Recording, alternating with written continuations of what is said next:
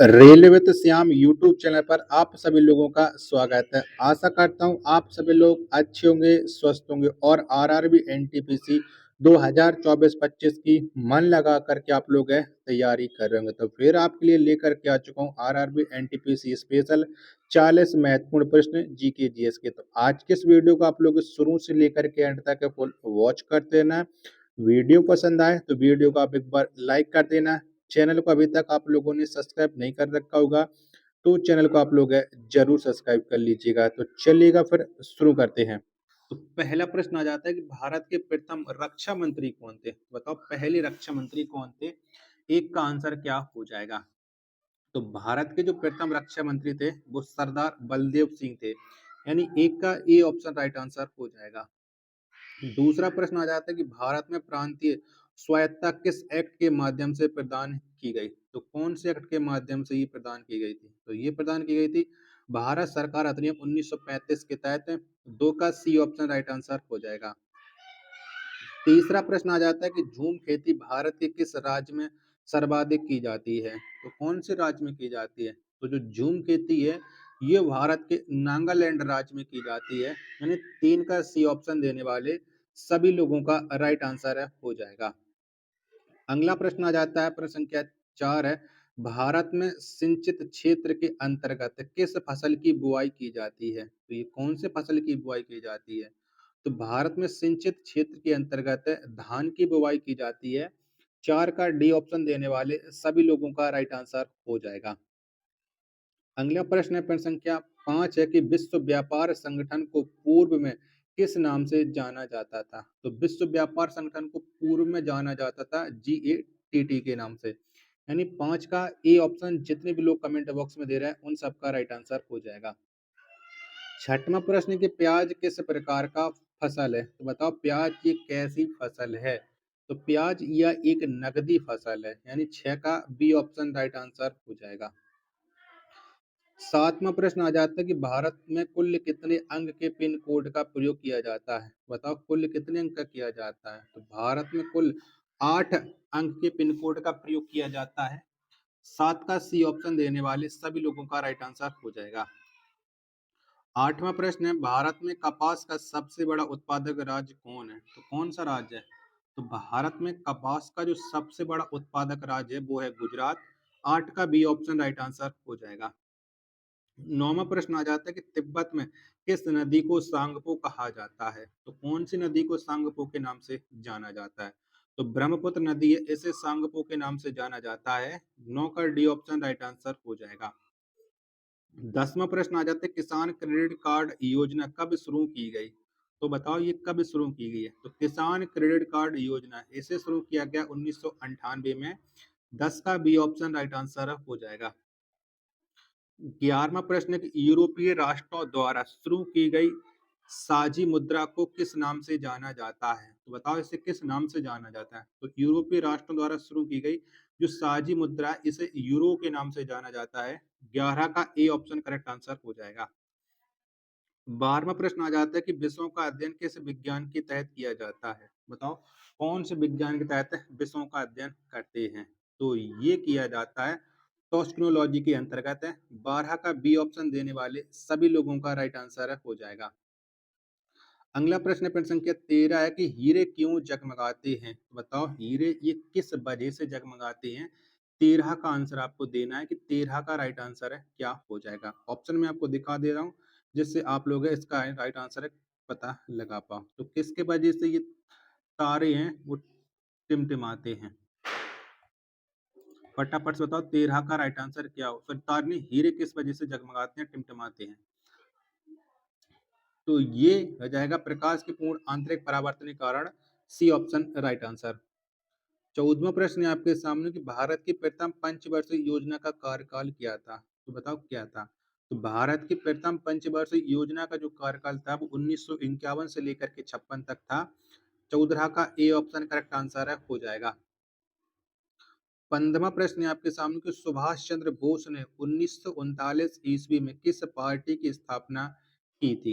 बताओ कौन सी पार्टी की स्थापना की थी सुभाष चंद्र बोस ने? तो इन्होंने की थी फॉरवर्ड ब्लॉक की स्थापना। 15 का बी ऑप्शन राइट आंसर हो जाएगा। 16वां प्रश्न आ जाता है कि स्वतंत्र श्रमिक दल की स्थापना किसने किया था? तो किसने की थी? तो इसकी जो स्थापना की थी, वो स्थापना की थी डॉक्टर बी आर अम्बेडकर ने। 16 का डी ऑप्शन करेक्ट आंसर हो जाएगा। तो 17वां प्रश्न आ जाता है कि जॉब चॉर्नोक ने कोलकाता नगर की स्थापना कब किया? तो कब की थी? तो जॉब चॉर्नोक के द्वारा 1699 में कोलकाता नगर की स्थापना की थी। 17 का सी ऑप्शन राइट आंसर हो जाएगा। 18वां प्रश्न कि पुर्तगालियों ने गोवा को कब स्वतंत्र किया? बताओ कब किया? तो पुर्तगालियों ने जो गोवा को स्वतंत्र किया था वो किया था 1950 में, करीब 50 नहीं 1971 में किया। ठीक है, 18 का डी ऑप्शन राइट आंसर हो जाएगा।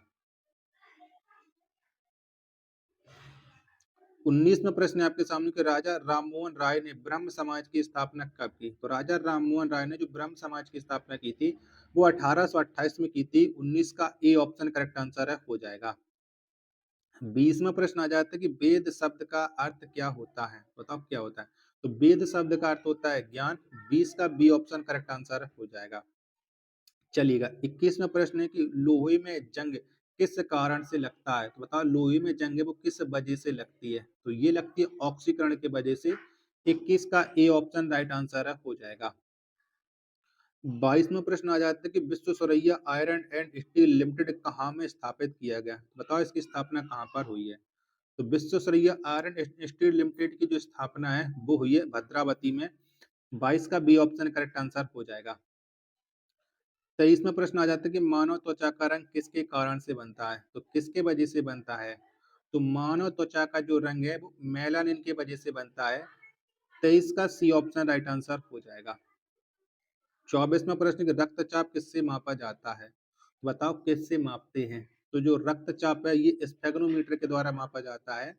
24 का बी ऑप्शन राइट आंसर हो जाएगा। 25वां प्रश्न है कि जीन शब्द का प्रयोग किसने किया? तो किसने किया था जीन शब्द का प्रयोग? तो ये किया था जोहान सेन ने। 25 का सी ऑप्शन राइट आंसर हो जाएगा। 26वां प्रश्न है कि पेट्रो रसायन उद्योग का व्यापार मुख्य रूप से किस बंदरगाह से किया जाता है? तो ये कौन से बंदरगाह से होता है ये आपको बताना है। चलिएगा, मैं आपको प्रश्न संख्या 26 के ऑप्शन दिखा देता हूँ, जब तक आप लोग वीडियो को लाइक करके चैनल को सब्सक्राइब कर लीजिएगा। तो पेट्रो रसायन उद्योग का जो व्यापार है वो मुख्य रूप से मुंबई बंदरगाह से किया जाता है। 26 का सी ऑप्शन राइट आंसर है, हो जाएगा। 27 में प्रश्न आ जाता है कि अग्निशमक में किसका प्रयोग किया जाता है? बताओ क्या बारह होता है अग्निशमक में? तो इसमें CO2 का प्रयोग किया जाता है। 27 का बी ऑप्शन राइट आंसर हो जाएगा। 28वां प्रश्न कि जल के निर्जलीकरण में किसका प्रयोग किया जाता है? तो किसका होता है? तो जल के निर्जलीकरण में जो प्रयोग किया जाता है वो ब्लीचिंग पाउडर का किया जाता है। 28 का सी ऑप्शन राइट आंसर हो जाएगा। 29वां प्रश्न है आपके सामने, घड़ी के स्प्रिंग में कौन सी ऊर्जा निहित है? तो बताओ कौन सी ऊर्जा भरी रहती है? तो घड़ी के स्प्रिंग में होती है स्थितिज ऊर्जा। 29 का बी ऑप्शन राइट आंसर हो जाएगा। प्रश्न संख्या 30 है आपके सामने, किस बल के कारण दूध को मापने पर क्रीम अलग हो जाती है? तो ये बताओ किस बल के कारण होती है? तो ये होती है अपकेंद्रीय बल की वजह से। 30 का बी ऑप्शन राइट आंसर हो जाएगा। 31वां प्रश्न है आपके सामने, कोयले से उत्पादित ऊर्जा को क्या कहा जाता है? बताओ क्या कहते हैं? तो कोयले से उत्पादित ऊर्जा को कहा जाता है ताप ऊर्जा। 31 का ए ऑप्शन राइट आंसर हो जाएगा। 32वां प्रश्न है आपके सामने कि फ्रेंच क्रांति का आरंभ माना जाता है। तो कब से माना जाता है फ्रांस क्रांति का आरंभ?